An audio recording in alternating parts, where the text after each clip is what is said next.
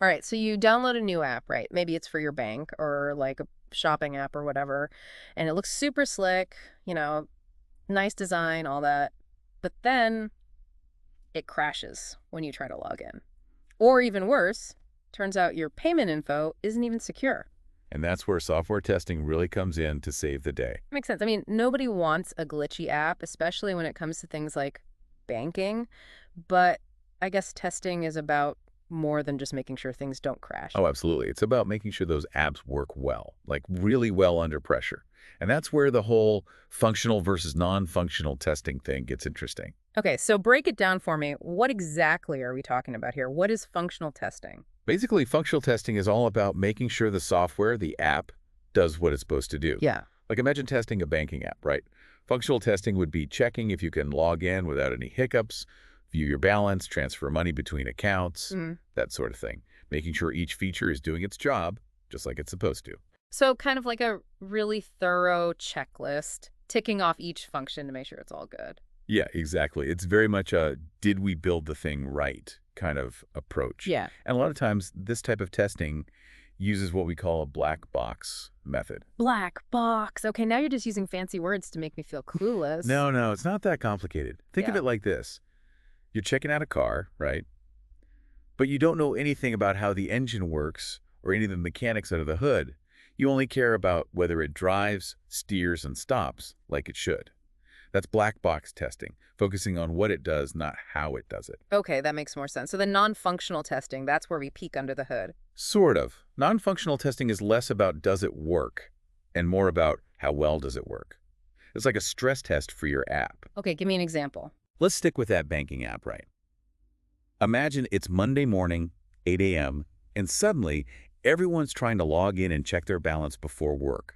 Non-functional testing would be making sure the app doesn't just completely crash under all that pressure, or that transactions still go through quickly and securely, even with tons of people using it all at once. So it's more about performance, responsiveness, security, things like that. Not just whether you can technically make a transaction, but how smoothly that transaction happens when everyone's trying to do the same thing. Exactly. And that's where the whole white box approach often comes in.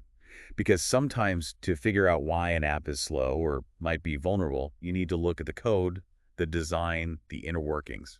So we've got functional testing, checking if things work, and non-functional, making sure they work well, even under pressure.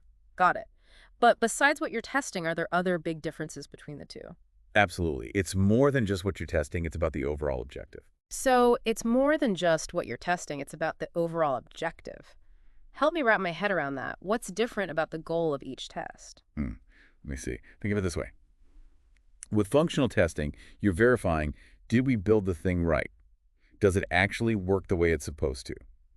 But with non-functional testing, you're evaluating, are we building the right thing? Okay, yeah, I see what you mean. So functional testing is about checking the boxes, right? Making sure everything on the list actually works. But non-functional testing is about how it all comes together, how it feels to actually use. Is that right? You got it. And that difference in what you're trying to figure out, it really influences everything. Like Right. even the specific ways you test the app and the tools you use for each. Okay, can you give me an example, something to really show how different these two types of testing can be? Sure. Let's imagine, let's say we're back to that banking app example, right? Right. A functional test would be something like, can a user reset their password if they forgot it, Right. right?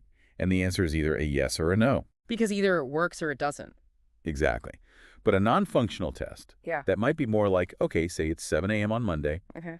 Everybody and their dog is trying to log in and check their balance before work. Can the app handle that? All that traffic at once without slowing down. Ah, that makes sense. So it's less about just checking if a single feature works and more about how the whole app performs when it matters, when it's under pressure. Yes, precisely. Yeah. Or let's say security, right? A functional test might be, does this app use encryption to keep user data safe? Again, a very yes or no question. But a non-functional test might be something like, how tough is this app to actually hack? Could someone actually get in and steal data if they were really trying? We're talking about testing its resistance, its overall security, not just one little piece. So it's about the bigger picture, the overall experience. Exactly. And, there's difference. It even goes down to the tools we use. With functional testing, we might use tools that automate things, pretend to be a user, clicking buttons and stuff to see if the system does what it's supposed to. Like a robot user testing things out, basically. Exactly. Yeah. But with non-functional testing, we're using tools that simulate thousands, even millions of users all at once, seeing how much it can handle, where the breaking point is. Oh, wow. That's intense. So, just to be clear, it's not like one of these types of testing is better than the other. No, not at all. They're both super important. You really need both functional and non-functional testing if you want to build software that's, actually good and that people trust. Yeah, that makes a lot of sense. It's like my car might technically work. The engine starts, the wheels turn, Mhm. but if it shakes like crazy on the highway or can't handle going uphill, well, it's not a very reliable car. Right. And with software, you need that solid foundation. Yeah. You got to make sure those features are working right. But on top of that, you need performance, you need security, usability. All that comes from good non-functional testing. And that's what actually makes an app great, something people want to use. It's about building confidence in the app. Yeah. Speaking of, earlier we were talking about banking apps. I'd imagine non-functional testing is like mission critical in that context, right? Absolutely, yeah. I mean, think about it. Millions of people every day using those apps to manage their money, right? They need those apps to just work. No excuses. And we've all been there, right? Yeah. A banking app that's slow, laggy, especially when you really need to check your balance quickly or make a payment. The worst. It is. Like, it really makes you wonder, Totally. And that's exactly why non-functional testing is so huge in this case, because you have to make sure that app is fast, that it's reliable, and that it's secure, even with tons of people using it all at the same time. You're dealing with people's money here, so the stakes are a lot higher. So if we're talking about an app like that, a banking app, what would that look like in practice? What kinds of non-functional tests are we talking about? So if we're talking about an app like that, a banking app, what would that look like in practice? What kinds of non-functional tests are we talking about? Well, you got to think about when people are using it most, right? Like Yep. Monday morning, everyone's checking their balance before work, maybe making a quick transfer. So that's where load testing comes in. You're basically trying to recreate that, simulating thousands, maybe even millions of users hitting that app all at once to see if it can handle it. Yeah, because a banking app that crashes when you're trying to pay a bill last minute, talk about stressful. Exactly. And it's not even just about keeping the app online. It's Mm. got to stay responsive, making sure those transactions are still going through fast without any lag.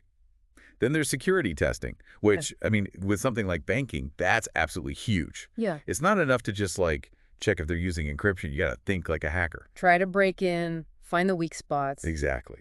You're looking for any vulnerabilities, any way in. You got to make sure that app can stand up to real threats. And then we can't forget about usability testing, because you could have the most secure, the fastest banking app in the world, but if it's confusing to use, Nobody's going to use it. exactly, it's got to be intuitive, easy for anyone to use, even if they're not, a tech expert. Can they figure out the menus, understand the features, get stuff done without wanting to pull their hair out? That's what usability testing is all about. So we've talked about why both functional and non-functional testing are so important, but let's bring it all home. Someone's listening to this right now thinking, okay, this is interesting, but what can I actually do? Any tips? How do you get better at this whole testing thing? That's a great question. So for functional testing, I think the biggest thing is really understanding the software. What's it supposed to do? What do the users need it to do? Mhm. Figure out those must-have features, the ones that absolutely have to work, and then prioritize those. And don't be afraid to automate stuff. Like if it's a repetitive test, let a machine do it. Frees you up to focus on the more complicated scenarios. Yeah, work smarter, not harder, right? What about non-functional? For non-functional testing, I'd say from the get-go, set some clear goals, like benchmarks. How fast does this thing need to be? How much traffic can it handle at once? What's our risk tolerance when it comes to security? Yeah. Having those targets set early on, it really helps you figure out if the software is actually, up to snuff. And the other thing, don't just test once and call it a day. Especially with security, it's got to be an ongoing thing. Because the bad guys aren't just going to stop trying to hack stuff. Exactly. Technology changes so fast, your testing has to keep up. It's like you build a bridge, you don't just forget about it, right? You're always checking it, maintaining it, making sure it can handle whatever's thrown at it. 100%. You want your software to be around for the long haul, you got to keep testing, keep improving. This has been fantastic. We've covered a ton today, from the basics of functional and non-functional testing to how important it is in our everyday lives, especially when it comes to something as crucial as a banking app. Any final words for our listeners before we wrap up? Just that, next time you're using an app, whether you're the one building it or just using it, take a second and think about everything that goes into making it work. Hmm. It's a whole process, really complicated stuff, but it all comes down to making something that's, easy to use, reliable, and actually enjoyable. It's about appreciating the work that goes into building a great digital experience. Well said. A huge thank you to our expert for breaking it all down for us today. For anyone listening who wants to go even deeper on this stuff, we'll have some links for you in the show notes. And until next time, keep exploring, keep learning.